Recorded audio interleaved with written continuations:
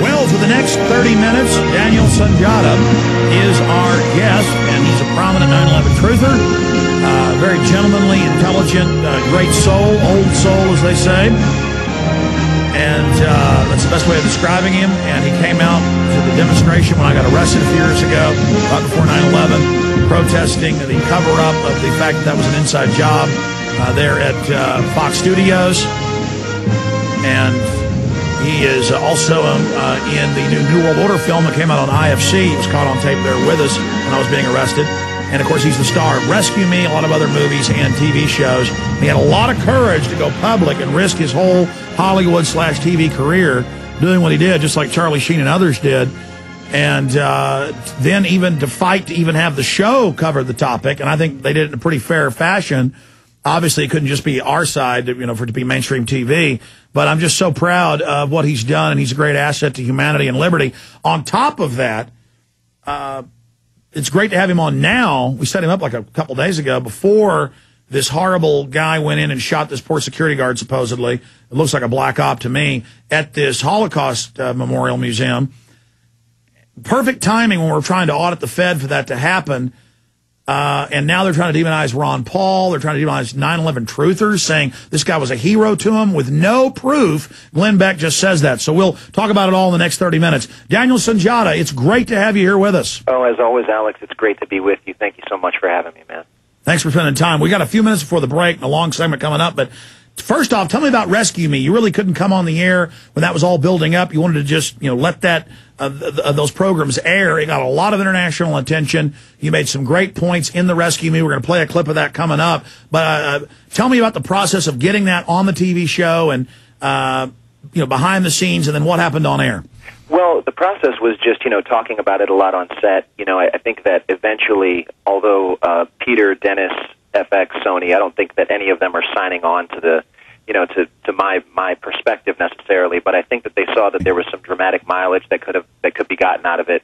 I think that they saw the no-brainer that if there was a platform on mainstream television on which to address the subject, that 9/11 was the appropriate, or rather that Rescue Me was the appropriate venue, being that it's based on post 9/11 New York City firefighters. So, I was in the final analysis. I was very happy with the way that they treated the subject in general. I mean, it came out better than I thought, than I had hoped. I guess I had wished also that there had been a little bit more of a reaction, either positive or negative. It just kind of seemed like it aired, and not that much was said about it, other than the hit piece that came out on Fox and Friends with Greg Gutfield shooting his mouth off. But yeah, there just wasn't there wasn't as much of a reaction in general as I was kind of hoping that it would provoke. I was hoping it would stimulate some conversation or some controversy. Oh, it did on the web. It did on talk radio across the country. The mainstream media was smart, though. They learned with Charlie Sheen and Rosie O'Donnell to keep their mouths shut because they try to make us look like kooks, but then it comes out that we're really the majority, as the polls show. Absolutely true. Yes, absolutely true. Well, I mean, at least it aired. I don't think that it could only have been good in terms of, I'll tell you, I'm sorry I'm jumping around, but I'll tell you what my favorite scene was. It was really great to be able to do those monologues where I got to, list, let's say our side of the case. But my favorite 9/11 scene that they aired in Rescue Me was where Michael Lombardi's character, the probie, he and I are walking down the street, and he's just telling me where his knee-jerk emotional resistance to the idea kind of came from. He was saying, if you're telling me that, that the bad guys are here in our own government, it's just kind of like too much for me to process. He was basically giving a voice to the cognitive dissonance that's responsible for a lot of people just dismissing the possibility that 9/11 could have been an inside job without ever even looking at the evidence. And so I really appreciated that particular scene. It was fun to do. Absolutely. Later, we'll play one of those clips here on air with Daniel Sunjata. Daniel, again, I'm not saying this because I'm trying to butter Daniel up. He really needs to be honored. Somebody who's got a great career, really breaking out, and he does something that they try to blackball you for. That is the just ultimate courage. They say psychologically it's easier to charge a machine gun nest to do something that is seen as socially unpopular. But it's only socially unpopular with the elite. The good old folks at New Silver Solution. And the website is supernaturalsilver.com. Supernaturalsilver.com. This is something that kills bacteria, viruses, you name it, well documented. They've got it down to a super small nano-sized particle.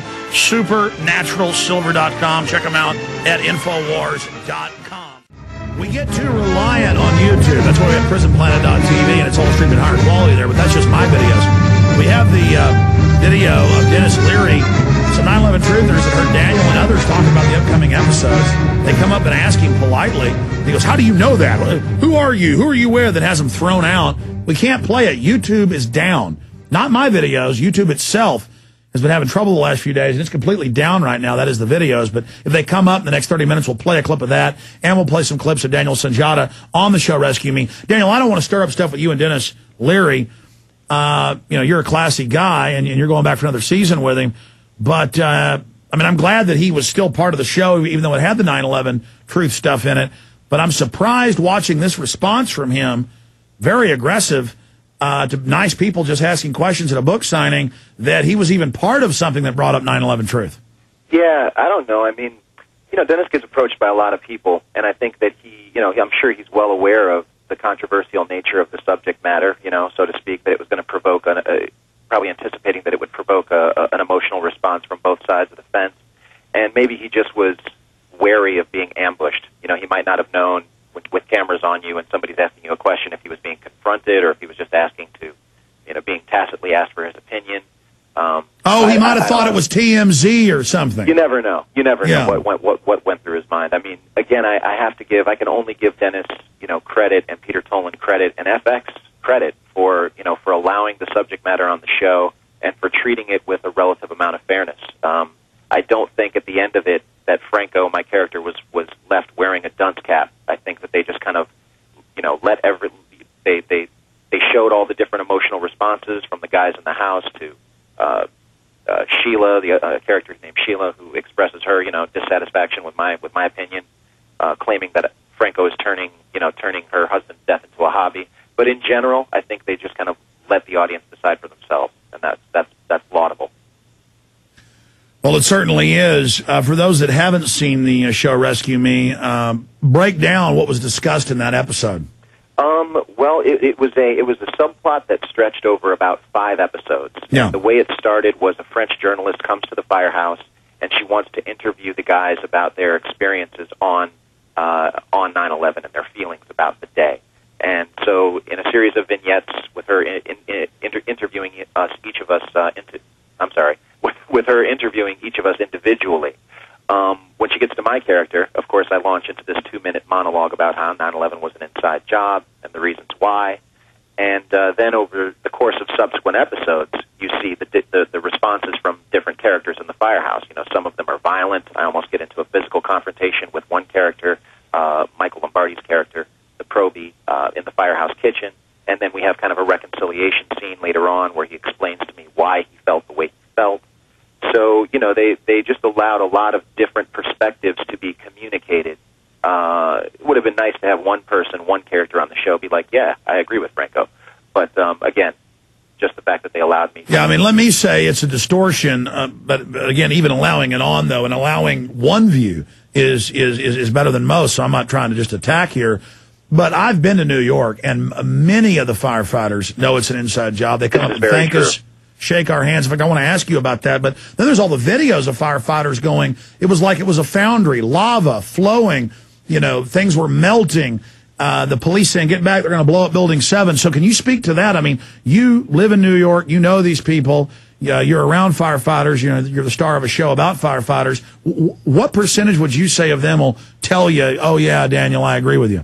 Well, I don't know I could not hazard a guess at the percentage of the total population of the FDNY because I don't know them all. But I'll say out of the firefighters that I know, I'd say about 60% of them are leaning towards us, our take on things, that it was an inside job, that something's fishy, that we need to have a new investigation. Maybe 20% of the remaining 40 are undecided, and then maybe 20% are violently opposed to the idea, but I think more from the perspective of just not being able to fathom the depth of that kind of betrayal. So it's, but in general, I know lots of firefighters that feel exactly the way you feel, that feel exactly the way I feel.